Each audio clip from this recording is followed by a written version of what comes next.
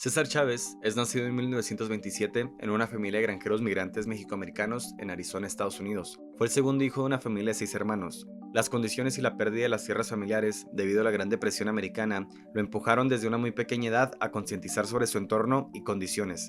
Su fuerte experiencia empírica definió su razonamiento político y filosófico, llevándolo en 1962 a fundar junto a Dolores Huerta y otros activistas la Unión de Trabajadores Agrícolas Unidos, creando así un soporte para el migrante agrícola y cambiando el rumbo de las vidas de miles de personas. ¿Quién fue César Chávez realmente? ¿Qué podemos aprender del tiempo en el que estuvo vivo y después de fallecido? ¿Cómo llegó a ser reconocido como un héroe activista? Y más importante aún, ¿será la última vez que se le recuerde a César Chávez como el activista político que algún día cambió la historia del migrante?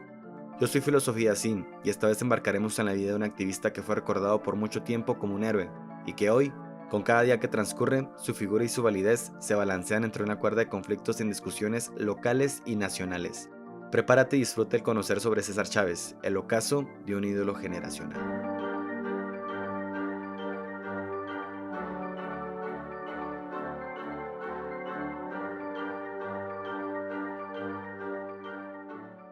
Advertencia: esto es una simplificación amplia de una bibliografía que excluye otras figuras importantes para la explicación concisa del ideal y vida de una figura histórica imparcial. Un salario extremadamente bajo, condiciones laborales precarias y la inexistencia de derechos legales fue donde en 1927 llegó a este mundo César Chávez. A sus 10 cortos años, su extensa familia de 8 integrantes pierde la granja en Yuma, Arizona, por una combinación de deudas e impuestos imposibles de pagar.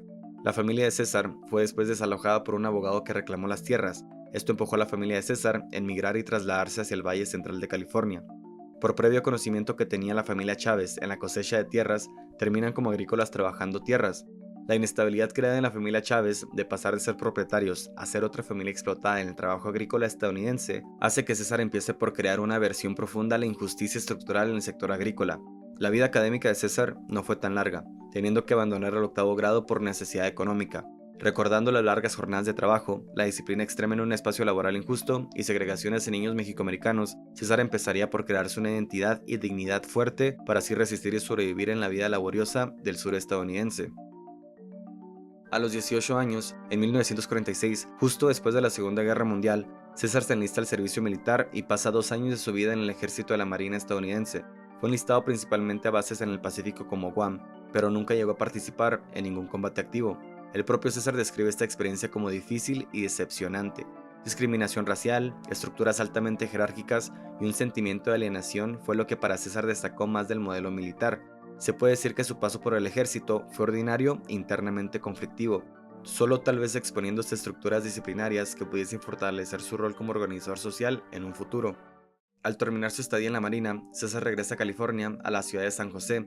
A ello le esperaba una red familiar y oportunidades en el trabajo agrícola, pues la necesidad económica y su poca formación académica lo llevaría a ejercerse sobre las labores que él ya conocía. Poco después de su regreso, conoce a la madre de sus hijos, Ellen Favela Chávez.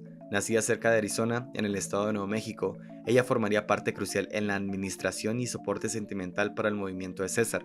Después de un momento de formación familiar, donde la familia Chávez reside en San José y César vive aún de trabajos como la agricultura o trabajos manuales, César es invitado por Fred Ross, quien era ya en su momento un organizador de comunidades marginadas en California, dedicando la mayor parte de su tiempo en hacer valer los derechos civiles del hombre mexicoamericano. Fred, en el momento de conocer a César, trabajaba para la Organización de Servicio Comunitario OSC. Al reconocer las capacidades de César, Fred decide reclutar a Chávez para esta organización con la esperanza de hacerle mentoría y crear un hombre capaz no solamente de trabajar y lidiar en contra de los abusos estructurales, pero también formar en él un líder el cual pueda reformar los cimientos que desataban la injusticia en las comunidades marginadas. Con el paso de los años y la integración de modelos organizadores en la conciencia de César por parte de su fuerte involucración con la organización de la OSC, César pasa a ser un individuo confiable y gana reputación entre la comunidad latina por su figura de liderazgo y organización. Después de servir 6 años como integrante de la OSC, en el año 1959, César es proclamado como director nacional de la OSC, pasando a obtener la responsabilidad de coordinar campañas, formar otros organizadores y tomar decisiones estratégicas. Mientras todo esto ocurría, operaciones y programas estadounidenses evitaban la formación y el acúmulo de poder que pudiese conservar la OSC. Operaciones como Wetback en 1954, que se enfocaban principalmente en la deportación masiva de trabajadores mexicanos, hacía que se creara un miedo constante en las comunidades latinas. Igualmente, programas como el Bracero, que servían como medio para atraer a trabajadores mexicanos temporalmente a Estados Unidos, hacían que el movimiento recíproco de masas causara una reducción en los salarios del hombre mexicoamericano y una debilitación de organización laboral. Debido al conflicto interno que César sostiene con la injusticia que aún siguen viviendo los trabajadores agrícolas, César busca por medio de la OCC crearles una representación directa a la comunidad mexicoamericana. César es interrumpido por la inexistente búsqueda de la OSC en formarse como representante directo de los trabajadores agrícolas. La OSC consideraba demasiado complicado organizar campesinos y temían de conseguir un bajo retorno político.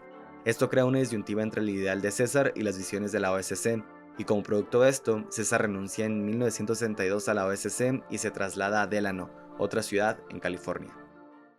César aplica lo que aprendió dentro de la OSC y aplica los mismos métodos en Delano: reuniones en casa, contacto directo con trabajadores y el poder de mantener una organización estable, pues lo que César construye para así llegar a fundar su figura y crear confianza entre aquellos marginados. Aquí en Delano es donde César funda la Unión de Trabajadores Agrícolas Unidos, donde junto a Larry Tliong, líder de la Unión de Trabajadores Filipinos, forman un evento detonante en septiembre de 1965. La huelga de uvas en Delano, liderada principalmente por Larry Tliong, busca generar presión a todos aquellos productores por el injusto salario bajo de los trabajadores agrícolas. Larry contacta directamente a César y le propone unirse a la huelga con trabajadores filipinos. César lo consulta con su unión y finalmente decide unírseles. Esto crea una serie de eventos donde trabajadores dejan de cosechar, protestas visibles y una respuesta de aquellos dueños de las tierras. Los propietarios de las tierras empezarían por traer a trabajadores de reemplazo y por consecuente desatar una pequeña presión económica y legal. César y Larry entienden que una huelga local no será suficiente, que los productores podrían seguir vendiendo sus uvas sin problema alguno. Esto empuja a César y a Larry a la segunda fase de su movimiento: expansión nacional. Se lanza un boicot nacional entre 1966 y 1968 que busca reducir demanda y presionar económicamente a productores. La visibilidad generada y la presión por parte de los agricultores finalmente derroca a los productores. La huelga es dada por terminada en 1970, cuando representantes de productores firman contratos laborales en los cuales se incluyen el aumento de salarios, condiciones laborales más seguras y el reconocimiento de trabajadores agrícolas en el sindicato estadounidense. El conflicto estaría lejos de resolverse, pero la huelga desencadenó a que el movimiento pasara de una simple protesta a una organización formal en diferentes niveles de un sindicato. Ya después de la consolidación de trabajadores agrícolas en un sindicato, pasa a ser necesario no solamente ganar contratos, sino mantenerlos. Evitar el incumplimiento y la división de trabajadores es una tarea que debe ser continuamente aplicada. César sigue respondiendo en formación de nuevas huelgas y boicots nacionales que simplemente muestran que la lucha no ha terminado con los contratos y que será una lucha viva. A finales de los años 70, la representación en el sindicato participa en elecciones sindicales y negociaciones formales con productores. César pasa por sus últimos años como activista en la organización y defensa de trabajadores con ahora mucho menor impacto nacional. Muere en 1993 en San Luis, California, y pasa a ser reconocido nacionalmente como una figura protectora para aquel mexicoamericano marginado. Separar al artista de su obra es un tema que da a qué pensar. ¿Puedo gustar del arte mas no gustar del artista? ¿Se puede valorar solo la pintura, mas no al pintor? El escándalo que César Chávez y su familia han estado pasando en los últimos días me hace pensar mucho sobre la valoración que le da el humano a figuras antes veneradas. Idolatrar a una figura histórica por lo que hizo y no lo que fue puede desencadenar información falsa, o en este caso parece ser mantener el silencio en muchas personas. La historia del mexicoamericano es bastante inusual: una lucha vivida en dos países, una sola vida compartida entre dos tierras, una desconexión de sus raíces por solo un suelo fértil. La historia, a mi parecer, debe de jamás ser olvidada, pues nos recuerda el dónde existimos ahora. Recordar la historia es muy diferente a idolatrar a figuras históricas que se nos muestran solo por aquello por lo que se les recuerda. Las verdades históricas son fuertes y a veces muy poco conocidas. Perder la figura que representaba a César no me concierne tanto, pero sí que se vaya junto a él el mensaje y la lucha que no fue solamente de César, sino de millones de personas afectadas que juntas trabajaron por una misma causa. Es mantener la historia y entender que el ocaso de los ídolos no debe de ser el olvido de sus luchas, simplemente la realidad del humano. Doy esta bibliografía con el afán de matar a un ídolo, pero revivir la historia que nos condena. Aprendamos a conocer la historia y, más que nada, a conocernos a nosotros mismos, pues esto promete el ocaso de los nuevos ídolos.